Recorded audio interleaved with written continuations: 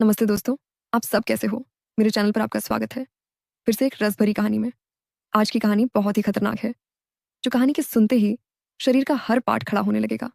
इस कहानी में बहुत मज़ा आने वाला है, अंत तक ज़रूर सुनिए। मैंने अपनी ड्रॉर से जिस्मानी ताकत वाली गोली निकाली, जो कभी-कभार मेरे पति लेते थे। मेरे पति का नाम विवेक था। मेरे पति जब भी ये पावर वाली दवा खाते थे, रात में मेरी हालत बहुत खराब कर देते थे। उनका सुई इतना बड़ा था कि अंदर जाते ही मैं पसीने से तर हो जाती थी। एक दिन क्या हुआ, मैं किचन में चली गई। मैंने हल्दी बादाम वाला दूध बॉयल किया और उसमें एक गोली डाल दी, ताकि विवेक को थोड़ी ताकत मिल सके। ऐसा करते करते रात के 10 बज चुके थे। फिर मैंने जल्दी से दूध का गिलास लिया और विवेक के कमरे में चली गई। विवेक बड़े ध्यान से मेरा इंतजार कर रहे थे। जैसे ही मैं अंदर आई, विवेक खड़े हो गए और मुझे देखने लगे। जब वह कुछ नहीं बोला तो मैंने ही पूछ लिया, ऐसे क्या देख रहे हो? बताओ, मैं कैसी लग रही हूँ? विवेक ने संकोच में कहा, आज मन तो ऐसा कर रहा है कि आपको अभी खा जाऊं। मैंने हंसते हुए उसे दूध का गिलास पकड़ा दिया और कहा, मुझे खाने की जरूरत नहीं है, बस तुम इसे पी लो। विवेक ने जल्दी से गिलास पकड़ा और एक सांस में दूध पी गया। दूध पीते ही कुछ देर बाद उसने मेरी बाहें पकड़ ली और अपने तरफ जोर से खींचा। उसके बाद अपना इंजेक्शन मेरे मुंह में। बाप रे, क्या क्या बताए दोस्तों, विवेक ने कैसे कैसे मेरी बॉडी हिला दी। अगर आपको भी जननी है तो पहले कहानी को लाइक करे, प्लीज लाइक कर दो ना, प्लीज सब्सक्राइब भी। तो चलिए, आपको जल्दी से शुरू से कहानी सुनाती हूँ। मेरा नाम अनु है। मेरी उम्र 29 साल है, लेकिन मैं अभी भी जवान हूँ। किसी युवा को तुरंत अपने तरफ आकर्षित कर लूँ, दिल हमेशा जवान रहता है। जब मैं साड़ी पहनती हूँ तो जैसे सब कुछ दिखता है। मेरी सुंदर रंगत पर जब सूरज की किरण पड़ती है तो लगता है मानो मैं एक चांदनी रात में घूम रही हूँ। अब बात करते हैं मेरे 23 साल के देवर की। जो मेरा हो गया है, उसकी मासूमियत और उत्साह ने मेरे मन में एक हलचल सी मचा दी है। जब वह मेरी तरफ देखता है तो उसकी आंखों में वह खास बातें होती हैं, जैसे वह किसी खूबसूरत ख्वाब को देख रहा हो। कभी वह मुझसे कहता है, भाभी, आज आप सच में बहुत सुंदर लग रही हैं। इसीलिए मेरे पति कभी कभी दिन में ही मेरा फील्ड इन सेट कर देते हैं। हम शहर में रहते हैं क्योंकि मेरे पति सरकारी नौकरी करते हैं। मेरी 3 साल की एक बेटी भी है, इसलिए दूध की थैलियां भी बड़ी हैं। मैं अपने पति का आशीर्वाद समझकर रोज उनके हाथ का मसाज लेती थी। भले ही हमारी शादी को 8 साल हो चुके थे, लेकिन मेरे पति अभी तक मुझे अच्छा प्यार करते थे। अच्छा से मेरा मतलब है, सब कुछ पी जाते थे। वैसे आमतौर पर उसका का रंग काला ही होता है, लेकिन मैं बहुत साफ सफाई रखती थी और कभी कभार मेकअप भी कर लिया करती थी। पिछले महीने कुछ ऐसा हुआ जिसका हमें बिल्कुल अंदाजा नहीं था। शाम को मेरे पति विवेक घर आ रहे थे। उनके किसी दोस्त की बर्थडे पार्टी थी, इसीलिए दोस्तों ने उन्हें तोड़ी पिला दी थी और वह बाइक से घर लौट रहे थे। आते वक्त उनका एक्सीडेंट हो गया। इस हादसे में उनके एक पैर में फ्रैक्चर हो गया और डॉक्टर ने कहा कि सही होने में कम से कम 6 से 7 महीने लगेंगे। ये सुनकर मेरा मन टूट गया। विवेक का दर्द भले ही शारीरिक था, लेकिन मेरे मन में एक गहरी चिंता का सागर उमड़ आया। जब मैंने उन्हें अस्पताल में देखा, उनकी आंखों में दर्द का साया था। मैंने तुरंत उनके पास जाकर उनका हाथ थाम लिया। इसी वजह से मेरी ननद और मेरा देवर उन्हें संभालने के लिए आए थे। मेरे जीजा जी और दीदी तो वापस चले गए, लेकिन विवेक ने देवर जी को यहाँ रुकने के लिए कह दिया, क्योंकि वह ठीक से खड़े भी नहीं हो पा रहे थे। मुझे ही बाजार से सामान लाने और बाहर के काम करने पड़ते थे। वे मान गया और बहुत खुश हो गया देवर जी। मेरे कान तक ही आते थे। शरीर भी ठीक ठाक था और रंग भी सामान्य था। वह ज्यादा बिगड़े किस्म का लड़का नहीं लग रहा था और मैं भी खुश थी कि कोई तो आया जो मेरी मदद कर सके। आज वह मुझसे थोड़ा थोड़ा शर्मा रहा था, क्योंकि वह शादी के बाद वह पहली बार मेरे साथ था। रात को जब मैं विवेक को खाना खिला रही थी, तब मेरा देवर भी हमारे पास बैठा था और फिर अपने कमरे में जाकर समय पर सो गया था। विवेक के चेहरे पर थोड़ी राहत थी, लेकिन वह अभी भी दर्द में था। तभी मेरी अंदर की भावनाएं बाहर निकल पड़ी। मैंने विवेक के पास बैठकर कहा, वो भी क्या दिन थे जब आप रोजाना मेरा मालिश करते और इंजेक्शन को अंदर डाला करते थे। विवेक ये सुनकर मुस्कुराने लगे। क्या हो गया मेरी रानी, आज तो पूरी मजे में लग रही हो। मैंने कहा, नहीं जी, आपको तो मजाक लग रहा है, और इधर मेरी बुरी हालत हो रखा है। सच बताओ तो इसने मेरा बुरा हाल कर दिया है। मेरे पति बोले, मैं तुम्हारा दर्द समझता हूँ अनु, मेरा भी बहुत मन करता है, लेकिन क्या करूँ, मैं तो ठीक से खड़ा भी नहीं हो सकता। बस थोड़े दिन और निकाल दो, फिर देखना मैं इस तुम्हारे सूद का क्या हाल करता हूँ। तभी मैंने कहा, थोड़े दिन नहीं, पूरे 6 महीने बाकी है प्लास्टर उतरने में, और मेरा तो 1 महीने में ही यह हाल हो गया। पता नहीं आगे के दिन कैसे कटेंगे। मेरे पति मेरी उदासी दूर करने के लिए बोले, चलो वो नहीं तो कम से कम दूध ही पिला दो, डॉक्टर ने भी कहा है। तभी मैंने हंसते हुए कहा, आपके नसीब में तो वह भी नहीं है, क्योंकि आपकी बिटिया रानी ने पी लिया है। हम दोनों जोर जोर से हंसने लगे। मेरे पति मुझे खुश रखने की पूरी कोशिश करते थे, लेकिन मैं क्या करूं, सब बेकार था। थोड़ी देर बाद विवेक सो गया, क्योंकि उनकी दवाइयों में नींद की गोलियां भी थीं, लेकिन मुझे नींद कहाँ आ रही थी। इसीलिए मैं खड़ी होकर देवर जी को देखने चली गई कि वह सोया है या नहीं, लेकिन वह अभी तक जाग रहा था और मोबाइल देख रहा था। मैंने उसके कमरे में जाकर कहा, क्या हुआ अभिषेक, 11 बज चुके हैं और तुम अभी तक नहीं सोए? लगता है तुम्हारी मन नहीं लग रहा है। वह उठकर बैठ गया और बोला, नहीं भाभी, ऐसी बात नहीं है, बस यूं ही फ़ोन देखते देखते लेट हो गया। फिर उसने ने पूछा, भाभी आप भी तो नहीं सोई? मैंने कहा, मुझे तो आजकल नींद ही नहीं आती। प्रकाश ने पूछा, क्यों, क्या बात हो गई? मैंने हंसते हुए कहा, नहीं नहीं, वो मैं तुम्हें नहीं बता सकती। जब तुम्हारी शादी होगी तो तुम्हें खुद ही पता चल जाएगा। मेरे मुंह से ऐसा सुनते ही प्रकाश ने अपनी नज़रें नीचे झुका ली और अंदर ही अंदर मुस्कुराने लगा। तभी मैंने कहा, अरे तुम तो इतनी सी बात पर शर्मा गए। अच्छा बताओ, अभी तक कोई लड़की पटाई है या नहीं? प्रकाश कुछ नहीं बोला। उसे अभी भी शर्मा आ रही थी। तभी मैंने उसका हाथ पकड़ा और कहा, अरे पागल अपनी भाभी से, इतना मत शर्माओ। वह धीरे से बोला, भाभी सच बताओ, तो ऐसी बातें मैंने अभी तक अपने दोस्तों से भी नहीं की हैं। मैंने कहा, अच्छा तो मुझे अपना दोस्त ही समझ लो ना, क्योंकि मुझे ऐसी बातें करने में बहुत मजा आता है। प्रकाश ने कहा, हाँ भाभी, एक थी, लेकिन उसने अभी मेरे से दोस्ती तोड़ दी है।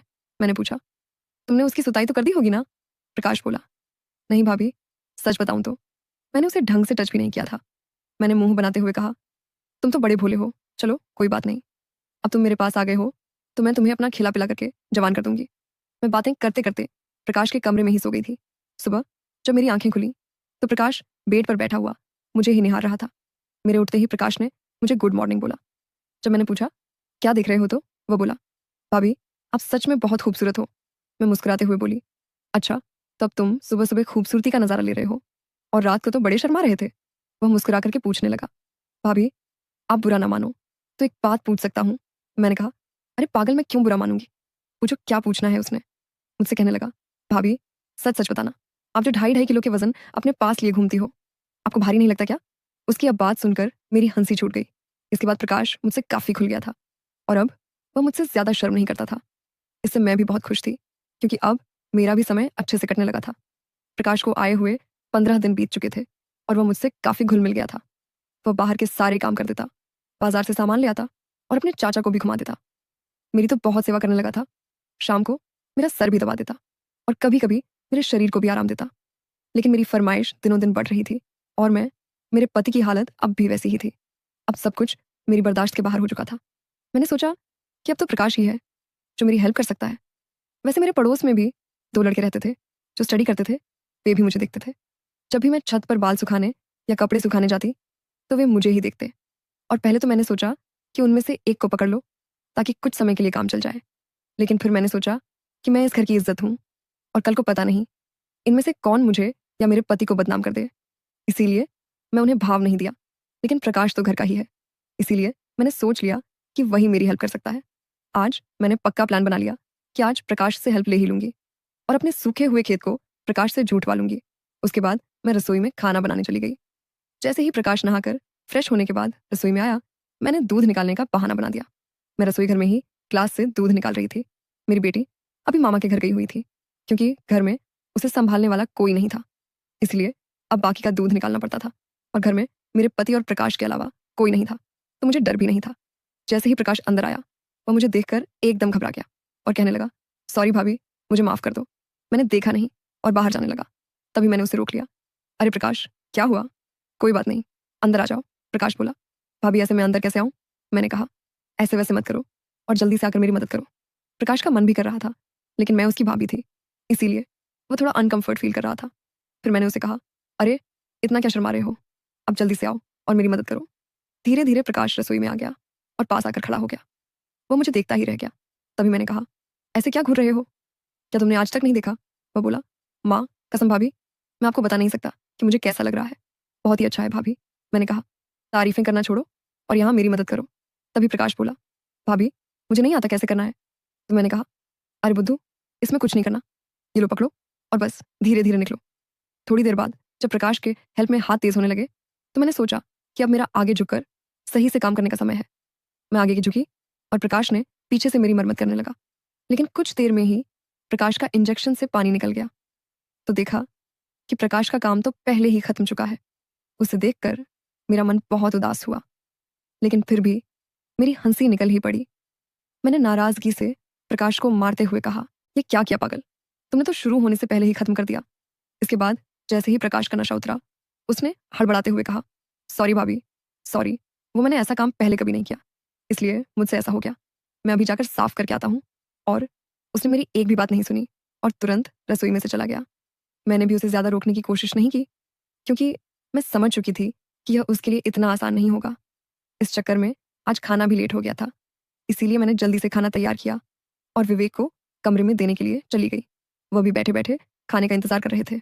विवेक बिल्कुल सीधे साधे और सरल स्वभाव वाले आदमी हैं। वह मेरी बहुत बहुत चिंता करते हैं। जब मैं उनके लिए खाना लेकर गई तो पूरा पसीने से भीगी हुई थी।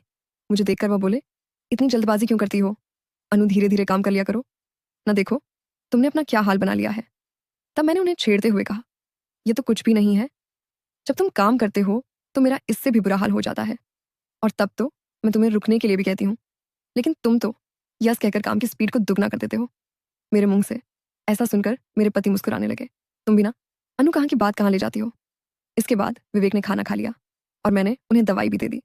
दवाई लेने के बाद उन्हें नींद आ गई और वह आराम करने लगे। मैं भी काफ़ी थक चुकी थी, इसलिए मैं नहा धोकर फ्रेश हो गई।